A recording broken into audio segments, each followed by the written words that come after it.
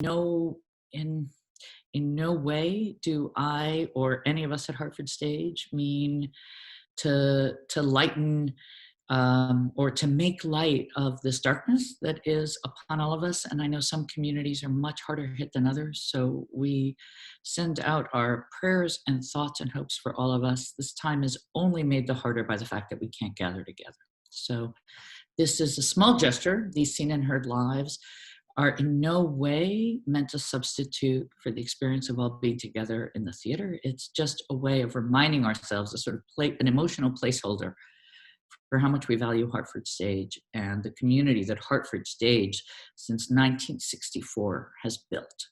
And that's all of you who have tuned in. So thank you, thank you, thank you. Um, I'm thrilled about this week. It's a little bit of light for me, and I hope for all of you. We decided to make today about the actor. I adore actors. I'm beyond grateful to them. They're kind of, as I wrote in the Seen and Heard email, if you all read it, and I thank you if you read it, but I think of them a bit as our prophets of the stage. They're the ones who we outsource our emotions to them. I have a joke I used to tell my students that I'll tailor a little bit, but it's the three oldest professions. So it's that profession that you're thinking of, and prophets and performers. And I think of these three groups as the careers that hold the outcast emotions in our lives, the things that we're afraid to feel or do or say. These are the groups that really, the prophets, the performers, and the it's a world where everything is safe because they acted out for us in some way. I won't go into my whole spiel about Genet and the balcony. For some of you, we can do that another time. I just want to say I'm very grateful for these performers who've joined us because they're extraordinary, and we get to hear a few of their secrets and stories today. Before we go to that extraordinary group, Cynthia, my turn to introduce you, my co-CEO, my wonderful managing director of Hartford Stage, your managing director of Hartford Stage. So Cynthia, over to you. Thank you. I'm thrilled to be here. So even though, as Amelia said, the theater is dark, we want to let you know there is actually a lot going on at Hartford Stage right now, and all of you are a part of that. I hope everyone knows that this past Saturday would have been our annual gala. So instead of being able to party in the paint shop, we have an online auction going on. So we hope if you'd like to look in and dream about some of the great items that are at that auction, we hope you'll do that. There's a connection at hartfordstage.org. Also, subscriptions are on sale. One of the most important things you can do, not only for Hartford Stage, but for any performing arts organization, is to just subscribe. And if you can renew your subscription right now, that would be incredibly helpful to us and to all our colleagues who are looking forward with great hope towards their next seasons.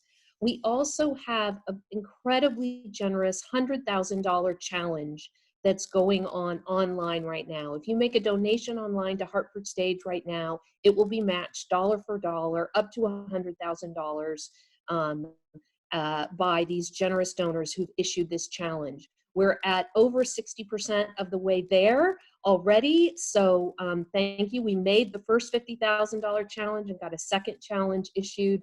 And we're just really moved by how many people have responded with gifts of all sizes. Any gift is appreciated towards that online challenge. And so I have this lovely heart, which Melia gave me, my Hartford Stage heart. That is one of the items you can get at the Hartford Stage online gala auction for $25.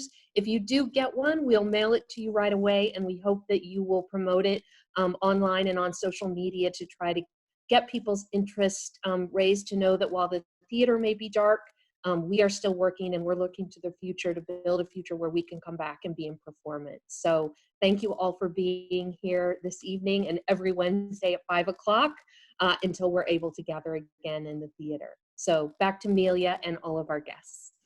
Thank you, Cynthia. I do love this heart, so I hope you will go online and get one and join us. We really need your support right now. So more on that, you'll hear more on that later, but it's just true at this moment. Well, look, I get to welcome actors for this this episode, if I guess I have to start calling them that. And I'm welcoming first John Andrew Morrison. I am so we've not met, so we get to meet this way. Hi. You're so beloved in Hartford. We have. I have to ask you first. Can I call you Jam? This is what I understand. All the cool people call me Jam. Well, so. I'm not really that cool, but I can try. I aspire to coolness. So maybe by calling you Jam, I'll get cooler. Is that what we're saying? So I'm welcoming Jam first. He's been in many Christmas carols. I think we have some photos of him, but we also have to congratulate you for being this week or Tuesday. So maybe, was it last week? This week? It's all one day. Let's face it. Right? It's all one long day. For your nomination for A Strange Loop at Playwrights Horizons. Look at that photo. I will say, Jam, I tried so hard to come see A Strange Loop, and I used every connection I had, and there were no tickets. So I am not cool enough to have gotten to see A Strange Loop, because I tried and I tried. But I hear it was amazing, and you were amazing. Congratulations on your nomination. Well, thank you. It's very excited to be nominated. It's very, very cool. And I'm just really happy you're joining us today.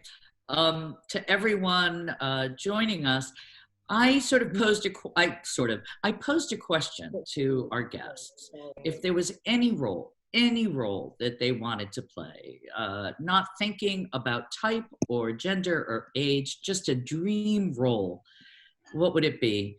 And Jam, you had a great answer, but before you answer it, give us a sense of what it is. Oh, you want me to do it now? I do. Okay. Are you game? I'm game. We always start with I totally messed up. And you know I messed up. Scott, I didn't do your intro telling us how to use this platform because I saw Jam's face and I got all excited. No problem. I am not the featured event here. No worries. I can't follow a script, friends. It's why I'm a director and not a performer. I really just don't follow instructions. It's all good. I'm going to give everyone a 2-second kind of heads up of how the next hour is going to roll. And then I'll introduce you again, Jam. It'll be fabulous. First off, I just want to welcome everyone and say thanks for being with us again. We're throughout the night. If you have a question for an actor, a question for Amelia, please use the chat box, chat with each other, chat with us, and ask a question. We will grab those as they come in and share them and have folks answer them. Or if you have a question, feel free to raise your hand and we'll see that your hand is raised and we will call on you to vocalize your question as well, if that sounds good. Sound good? Great. All right, and I'm out. Thank you. All right, so I'm back to trying to be cool with Jam, and so if I were to ask you to do a little bit of your dream role, would you do a little bit of it for us? Yes. All right, ladies and gentlemen, Jam's dream role. Here it comes. No more giants waging war. Can't we just pursue our lives with our children and our wives till that happy day arrives?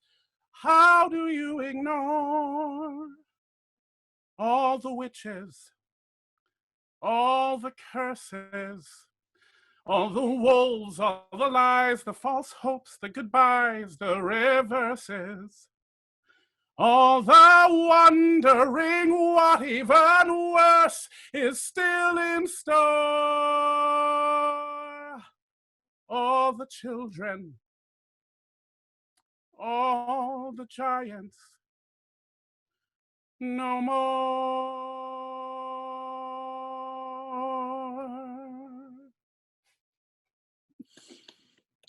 Thank you. You're most welcome. Thank you so much. So tell us about the role in the show and why. That is the baker in Into the Woods. And at some point in time, I will play the baker. You will. It's near and dear to my heart because it was one of the first shows I did when I moved to the States. And it was the show that, of course, introduced me to Sondheim. And as I've grown up, it's one of these shows that wherever you are, the show meets you at different levels.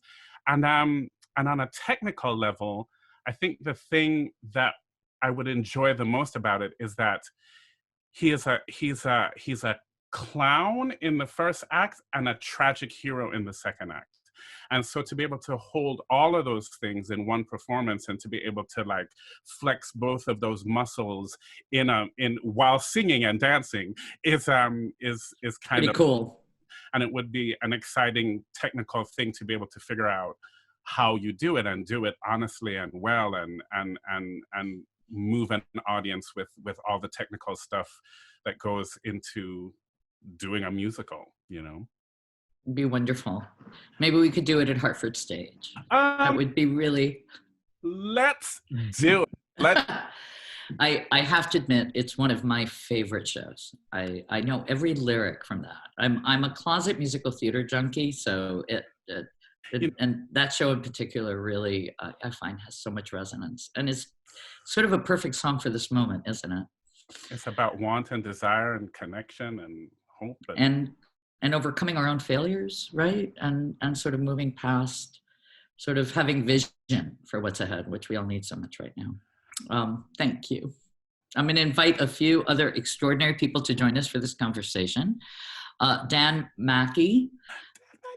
Dan Mackey! Current Broadway cast member in Dear Evan Hansen.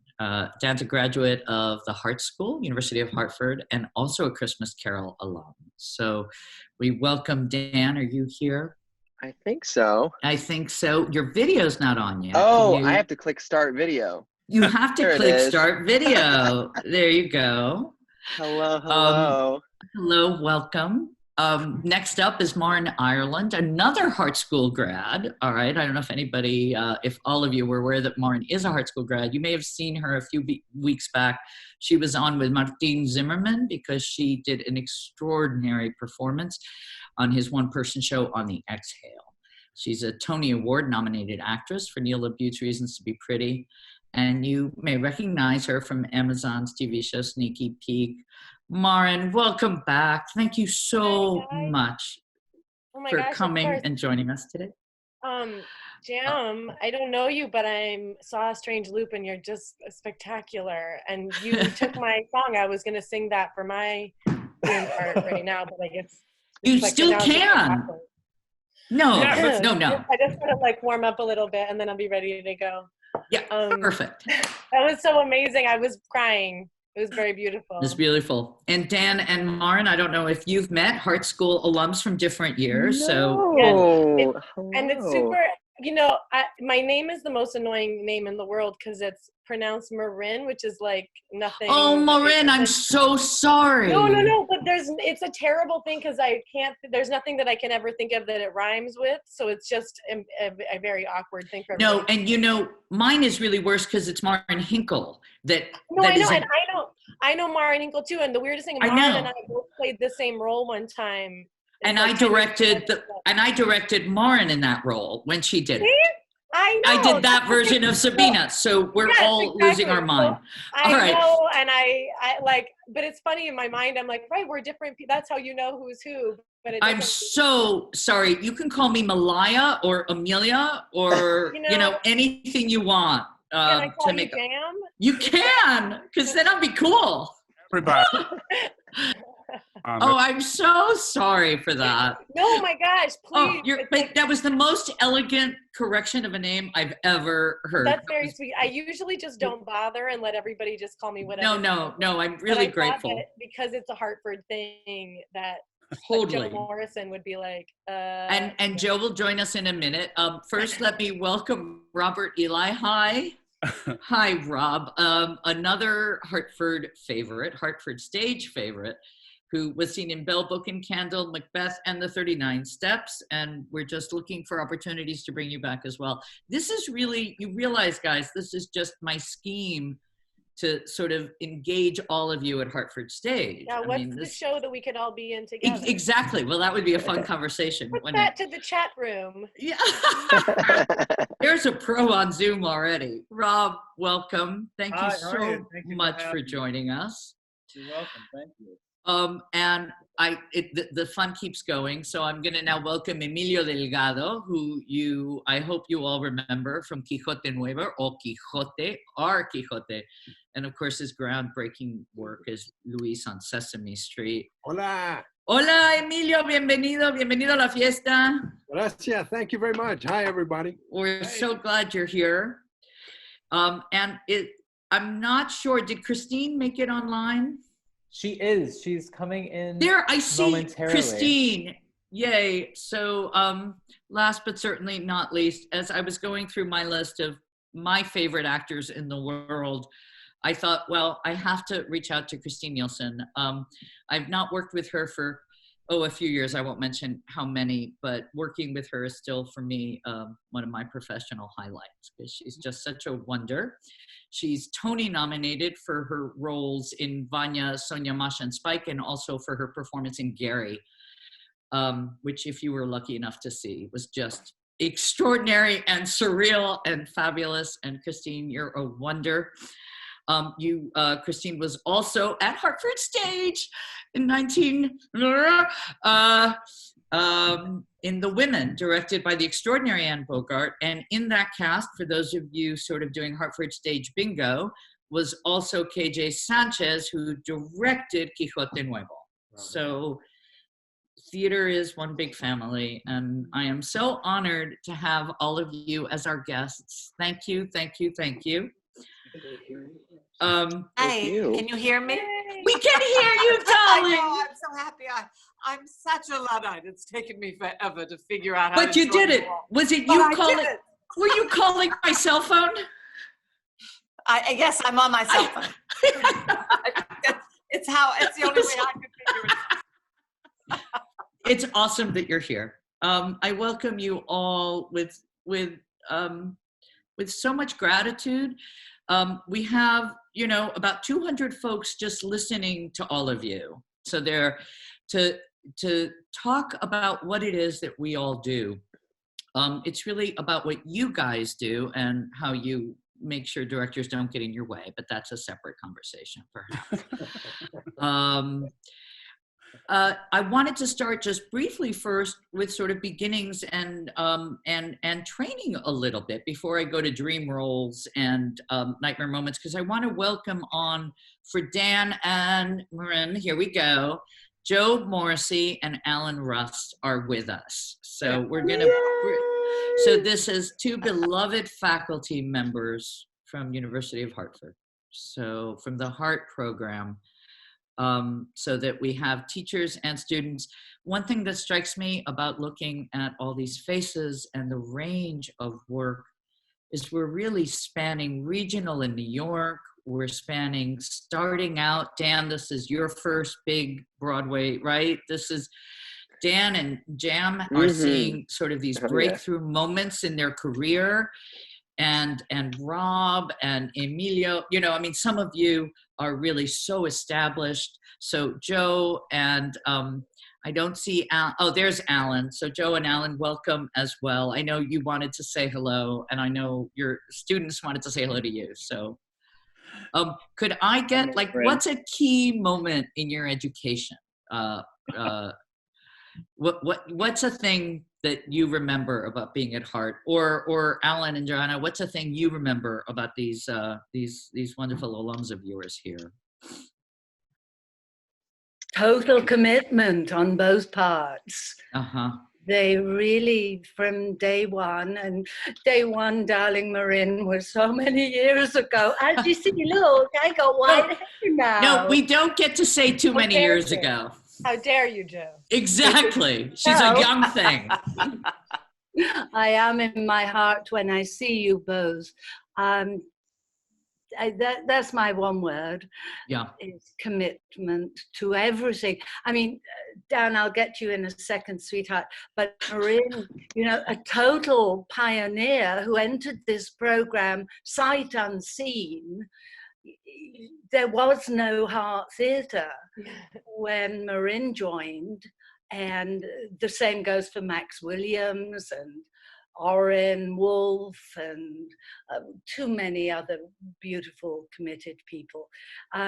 So really, they are that year, 20 years ago, was our founding, and they were our founders. So, Dan, total work. I mean, the joy, the inspiration you have given to everybody at the school. I know Alan will talk about this much more articulately than I.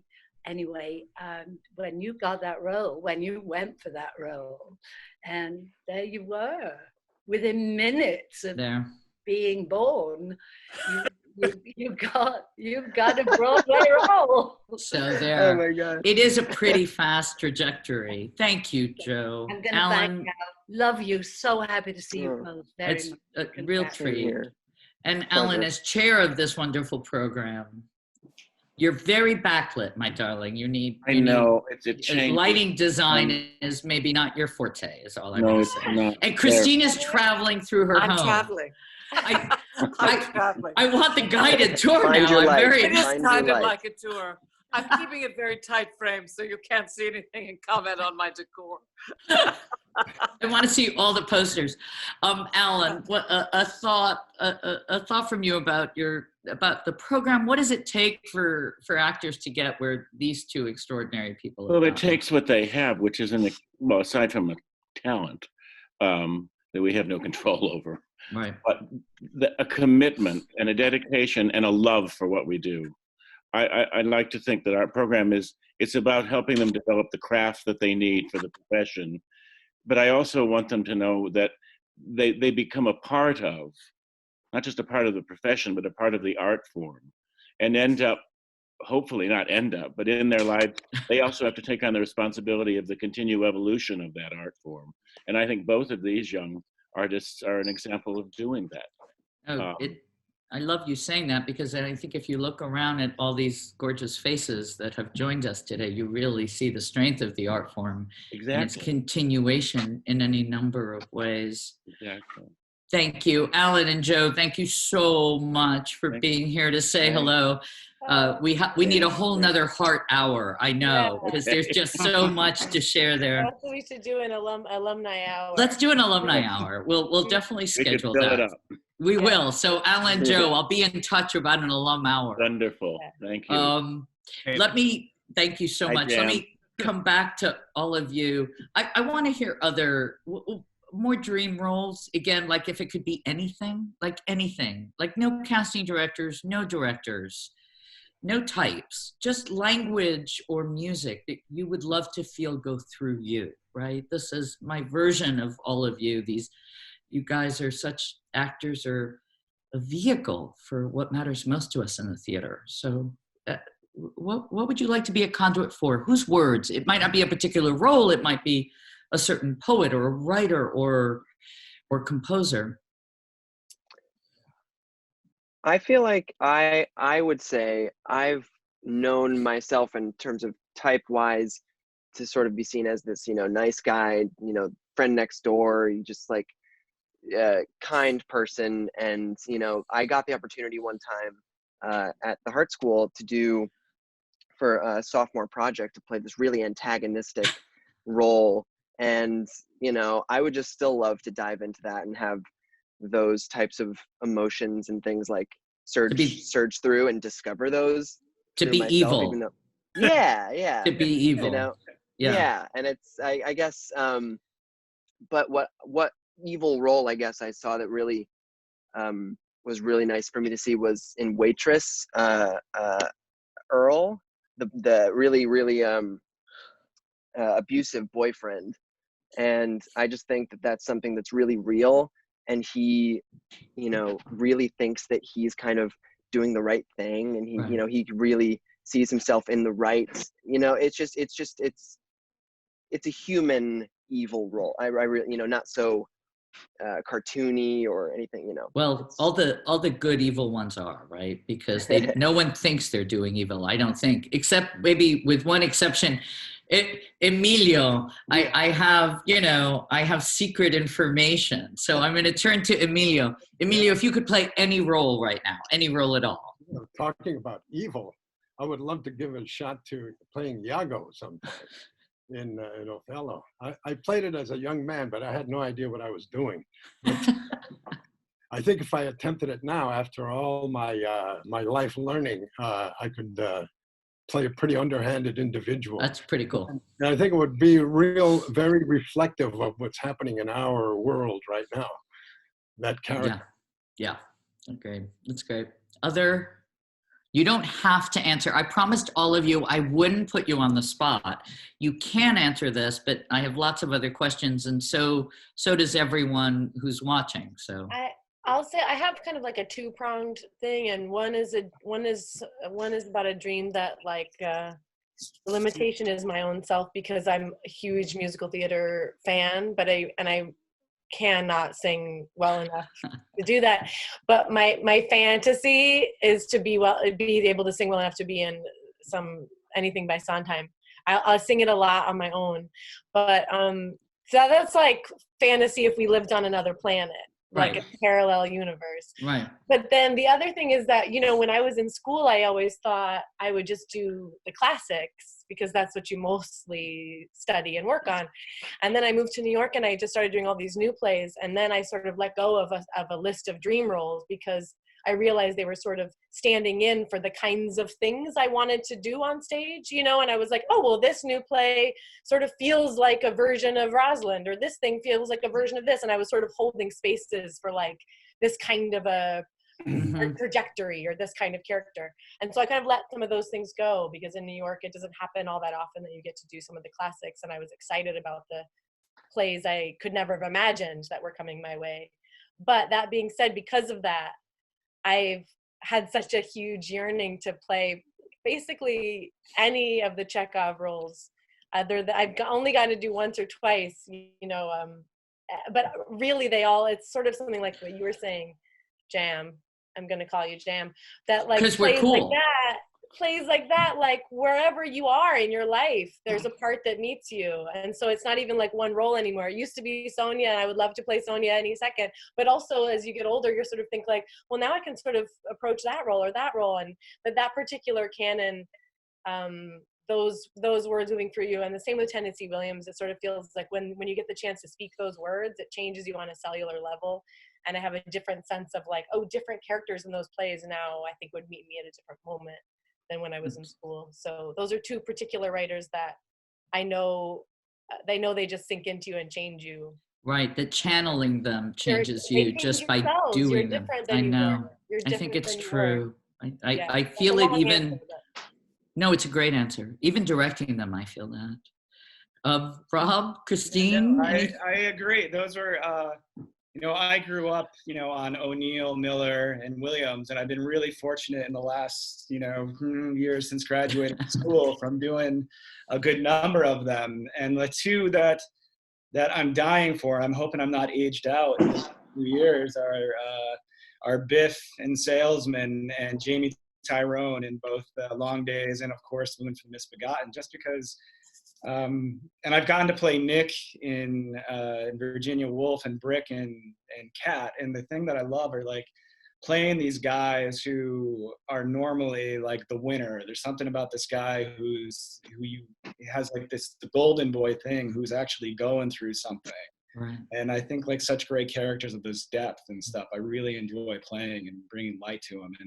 And like now it's interesting because like you see these guys on AMC TV, like you see like the sort of like the archetype of these figures that they're creating on shows like Breaking Bad or Mad Men, like the depth of those characters I feel like are being turned into TV shows like at that magnitude. But like going back to O'Neill and Miller for me is always the dream. Pretty great. Miss Nielsen. I've been fortunate to actually do this role twice and still want to plummet because neither time did I feel I actually captured it completely. But I love Dolly Levi. I love Thornton Wilder. And I think Thornton Wilder is a voice that we could hear right now. I really do. I love doing his work. I can hear it, the simplicity of it again for us. Who knows what's coming? But that communication, he is spectacular. Oh, I will go down that path with you any day. And you know, our town is so great, and the crazy one, but I love the crazy one. Like Skin of Our Teeth. Skin of Our Teeth. I love it too. Now there's a play we could all do. This group could all do. We would have fun doing it because he's got a basic humanity in him that is so fun to tap into with the little horrors that happen daily. It's so brilliant. I want to tell everybody that Dolly Levi, is originally, it's a play by Thornton Wilder called The Matchmaker that got turned into Hello Dolly. So just to be clear, it actually, do you know this? It was first like a Hungarian play. Yes. That Thornton Wilder, or a short story, I don't remember which, and then Thornton Wilder adapts it into The Matchmaker, and then it becomes Hello Dolly. But what a wonderful, oh my God, I can totally see you doing that. And you know, a lot of those 30s comedies, I really see, you know, I was fortunate to do You Can't Take It With You. And I think that play, we could certainly use it with the mosaic of all the different people and all the different lives. And, you know, I was lucky to be in Street Scene, which was a crazy big thing up with like 90 people in it. And nobody will be touching that now, but, you know. But, you know, it was so exciting to do because it was a microcosm of the whole New York, you know, and I see it every night at 7 when we're all applauding. When you're cheering. But something like that, when the doors break open, I can't wait for that day when the doors break open and you can run around. I dream of restaurants now. I know. I dream of actually wearing. Dream of restaurants. I have certain shoes that I'm looking at longingly because there's no point in wearing them. I might just wear them around. The other day I read the phrase "hard pants" on social media. I started laughing because I was doing my makeup to, you know, look good on Zoom, and I went, I don't even know how to do it. It's been so long. I forgot. Like, was this an eyebrow? The beauty of all those titles that you just mentioned, Christine, is that they're also optimistic. I mean, that those writers, there's such a, you know, that Thornton Wilder and the Kaufman and Hart plays, I mean, there's such an optimism, which we need. But they came out of terror. Exactly. Which is what I believe, I hope art will do, is that it will rise us up. Agreed. Well, so are there questions? I mean, I have more questions for these folks, but Scott, are there questions that we should share? Because I also want to hear best and worst moments. That's the other question I asked these wonderful people, if they would share a best and worst moment on stage or off stage. No questions yet. They usually happen 40 minutes in, so go and we'll keep going. So let's, you know, what's a best moment on stage or off stage that sort of really made you feel like you were in the right field, and what was the moment where you thought really maybe dental school would have been a good idea? You know, that's my fallback. I always think when I have a really, really bad experience, I think maybe if I were a dental hygienist, it would have all turned out better. Well, for me, this goes back a while ago, but I played the gentleman caller in the Glass Menagerie at Los Angeles Repertory 99 years ago. But it's such a beautiful play to begin with. But doing the gentleman caller for me was an amazing thing, because it was just when I was starting out as a professional actor. And I had stumbled around doing a few plays here and there, but when I did the Gentleman Caller in Glass Menagerie, the opening night, I went out and I did the scene where Gentleman Caller comes in, and the beautiful scene. And as I walked off, I heard applause. That was the first time I was ever applauded professionally on stage. So I remember that very dearly. Yeah, that's special. That's really. I have a sort of the flip side to that experience, which is Oh no. I strangely do Got no too. applause. which you could see either way. It could be like best and worst, but there was a performance of Reasons to Be Pretty where at the end of my character's second scene, I was reading a letter to my ex-boyfriend at the food court at the mall about everything that was physically wrong with him. And so I was sort of talking to the audience like they were the food court. So I was like, hey, everybody, listen up. And at the end of the scene, I said, like, I didn't mean any of it or whatever. But it was like a really vicious, like 2-page long thing. And at the end of it one night, there's like a little pause before I say, like, well, I guess that's it. And in the pause one night, someone in the center of the house. She knows exactly which seat. She knows exactly which seat. Right Do that there. again. You like knew which seat that. Right there. And he He said, stood up, and this is I know like a PG thing, but he went like, you bitch, you bitch, how the F could you do that?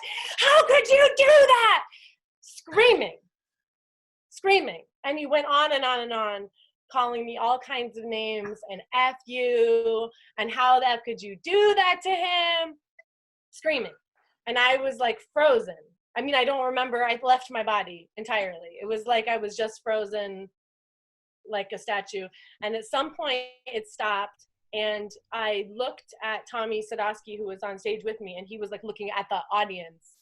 And then we were very close friends.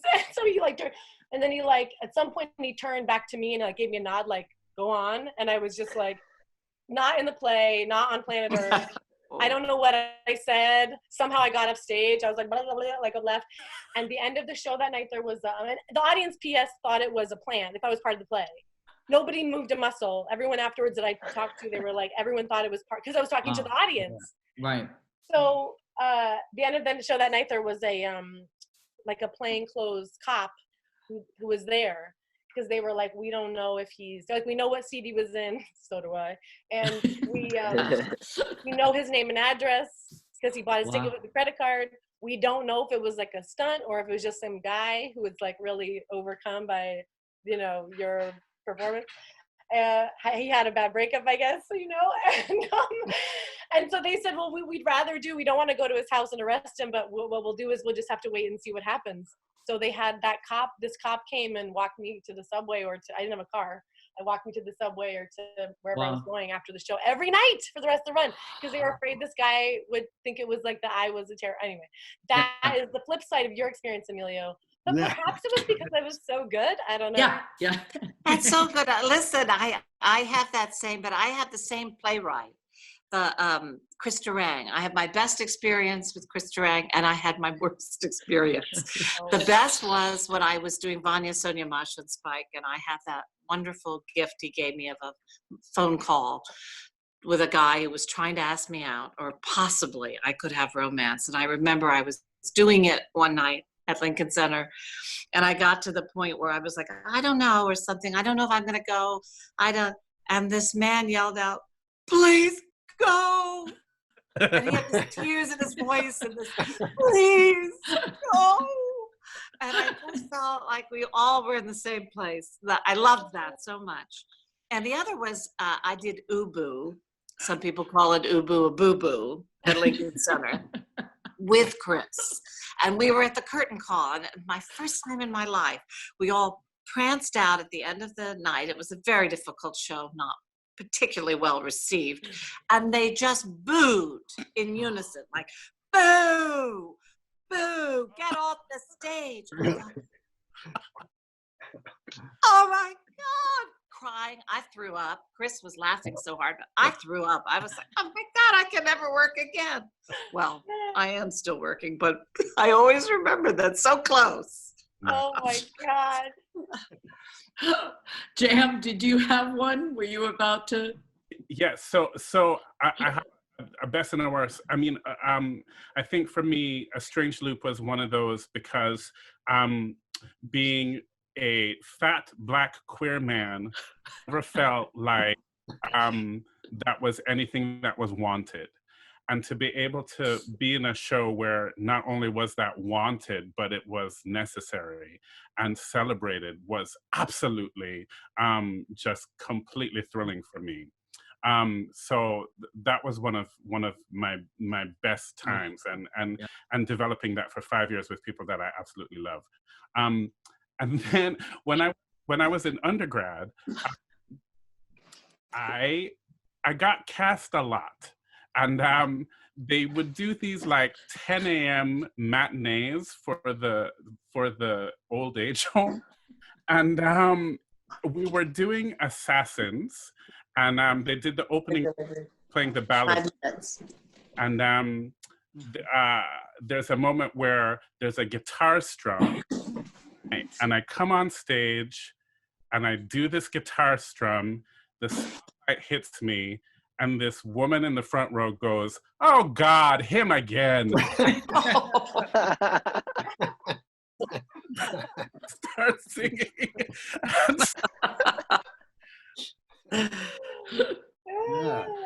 It's someone tell the story, singing the song, but I will never forget that as long as I live, because I'm done seeing this guy on stage. Oh God.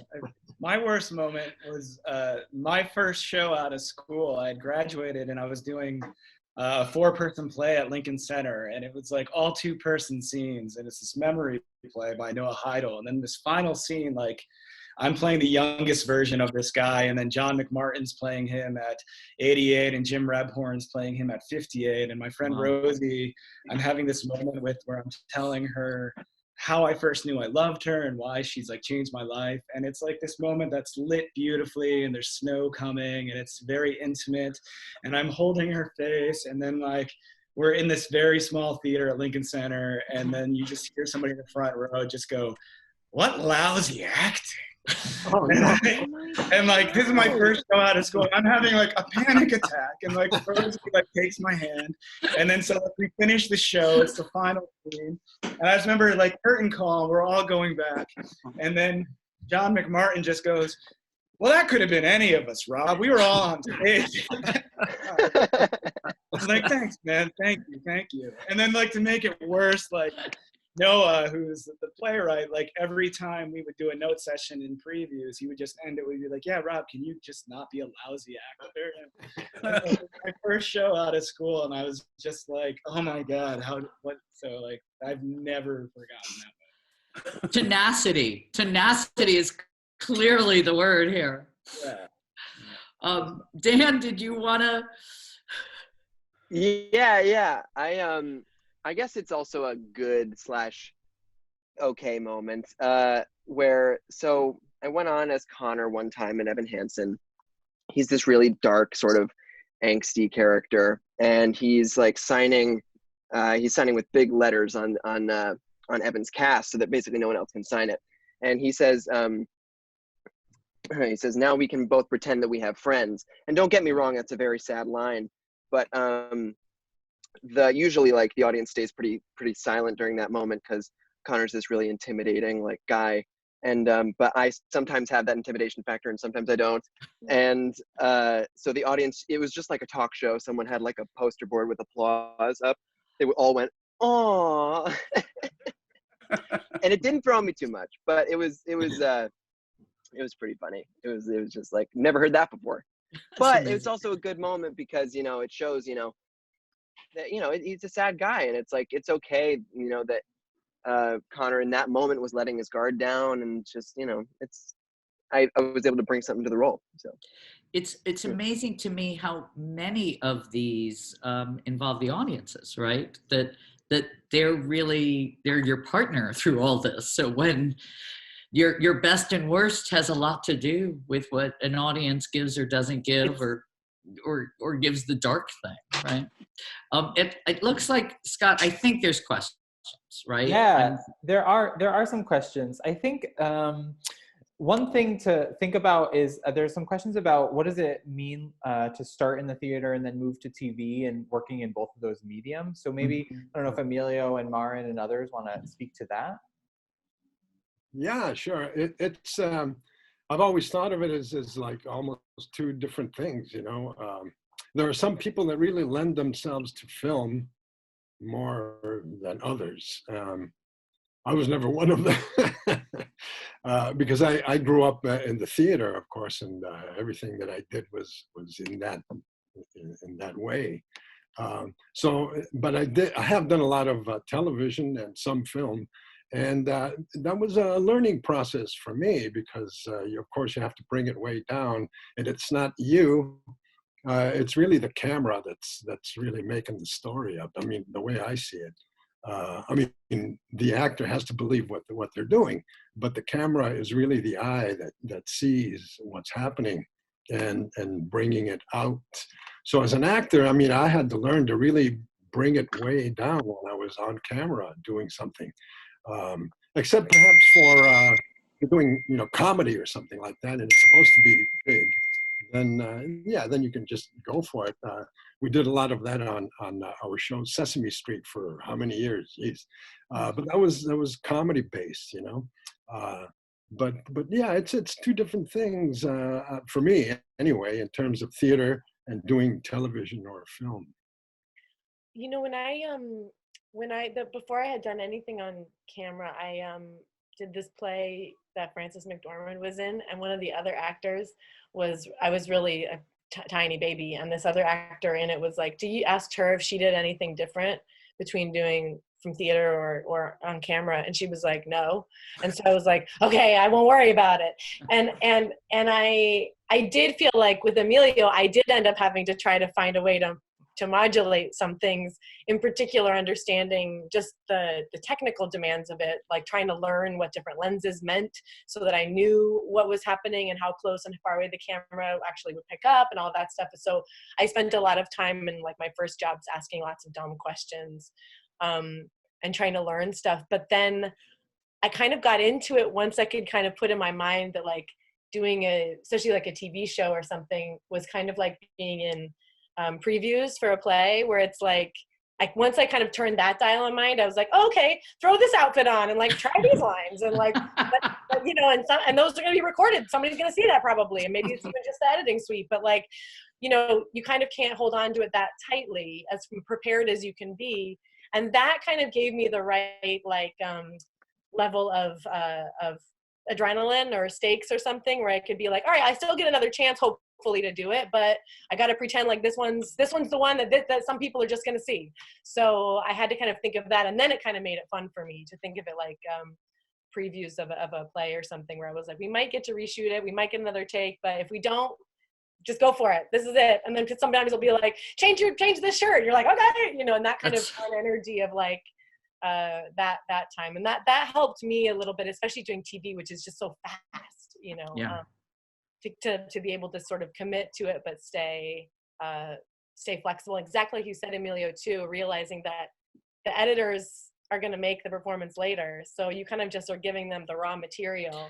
It's a different sensation. You mentioned something that's very interesting, though, is that doing film or television, they can always do more takes. Yeah. Whereas in theater, you come out and you're on, baby. Yeah, exactly. That's right. Elizabeth, I was just going to say, who like working with theater actors for that reason, that you kind of, people would just play to the end no matter what goes wrong. Mm-hmm. And sometimes you get a lot of great surprises, and there are some people that I've worked with who've never done theater where the idea of that scares them a lot, and it can be really fun, as we all know, to just keep playing through to the end, you know. Well, I'm thinking of one thing when we were doing Quijote Nuevo recently. I was on stage with Juan Amador, who was playing Sancho, and I came on and I was going to say my line, but I forgot one word in the sentence, which I could not think of the word. I am, and then I just said, I'm thinking of a word. What word is that? And Sancho, Juan just sat there and said, aggrieved? I said, excellent word. Yes, I am aggrieved. That's wonderful. Thanks. Elizabeth Pena, may she rest in peace. She was I don't write, so you remember Elizabeth. And I remember when she started doing film, she told me that she realized that you had no control over which take they would use. So if she had done something that she didn't like, she'd in the middle go like this so that they could use the take. And she said she wasn't sure if that would ruin her film career, but she felt as an actor she had so much less control than she did on stage because she didn't know what they were going to do. Great. Scott, one more. I think we have time for one more question. Only lovely peoples. There was a question about process, especially about process around potentially like an evil character or a character, a really challenging role. Can someone speak to what their process is like when they're starting a role? Yeah. Go ahead, Christine. What do you think? I see you thinking. I see you thinking. Read the play. That's what I always do. You have to know it so well, and you have to know things that you know, the truth about your character, or things that you intuit about your character so that you can come in and play. But I have to say, just hearing you guys when you were talking about film a little bit, what I love about rehearsing a play is my fellow cast members. I'm not great at, I've never done a one-woman show, and I don't think I ever will, primarily because I just find I get almost all my character from what somebody else is doing, you know, and reacting. And I feel it's all a secret in how open you can stay and be and maintain, even with trying to play certain things that you want to try out and then see if the ball comes back to you a different way. I think it's that openness, all the exercises that you can do to keep open, the improvs, they're all extremely helpful to, and as I say, I find my fellow cast members the most generous source of what I should be doing or playing, and I always take from them. I think it's really great fun to get to know them. You know, they're all new the first time. Usually, it's very rare you get to be in a completely known company. You know, when I first started, I was in a company, but that gets tired in a different way. But it's just fun to try to stay open. And I had somebody who told me in film, I don't mean to go back to it, that the secret was to be relaxed, which I'm never relaxed, because I'm always terrified of the line. And you're coming into somebody's house, you know. And with the theater, you get to make your house together. You all got the same architect. That's beautiful. Thank you. I'm going to segue now, as much as I want to keep you all trying to really stay true to this 1 hour cocktail hour format. We always end these sessions, right? All 5 times now, but it's a new tradition for us where we do a communal reading. And I thought, what better as we celebrate the actor than to read Hamlet's speech of advice to the players. So we have some folks joining us for this reading. I love that we're a mix of everyone in this community together. So I want to welcome a few other folks. Tessa Rosenfield, who played Fan in A Christmas Carol with Dan. So we have the connection here. So Tessa and Dan get to say hello. Julia Rosenblatt, Tessa's mom, who's one of the founders of Heartbeat Ensemble. Hi, Julia, it's nice to see you. Me too. And she's currently the theater program coordinator for the new theater department at Capital Community College, one of our valuable partners. We're so grateful to you. Gino, wonderful actor, carpenter, artist extraordinaire. Gino, welcome. Thank you. Happy to see you. Stuart Ryder, amazing actor, friend of friends. Where's Stuart? We have Stuart and I have crossed paths through the years, and now we have him in Hartford, thanks in part to his great wisdom in marrying Cynthia Ryder, managing director of Hartford Stage. A really intelligent decision on your part, Stuart, if I may say so. And Marie Jury, Director of Public Services at the Hartford Public Library. Are you there, Marie? This is also Library Week. Hi, Library Week. We love the Hartford Public Library so much, and we love our partnership with you. So here we all are. Jam, will you start us off? Speech I pray you, as I pronounced it to you, trippingly on the tongue. but if you mouth it, as many of our players do, I had as lief the town crier spoke my lines. Nor do not saw the air too much with your hands, thus, but use all gently, for in the very torrent, tempest, and as I may say, whirlwind of your passion, you must acquire and beget a temperance that may give it smoothness. Oh, it offends me to the soul to hear a robustious periwig-pated fellow tear a passion to tatters, to very rags, to split the ears of the groundlings, who for the most part are capable of nothing but inexplicable dumb shows and noise. I would have such a fellow whipped for doing termagant. It out-Herods Herod. Pray you avoid it. Be not too tame, neither, but let your own discretion be your tutor.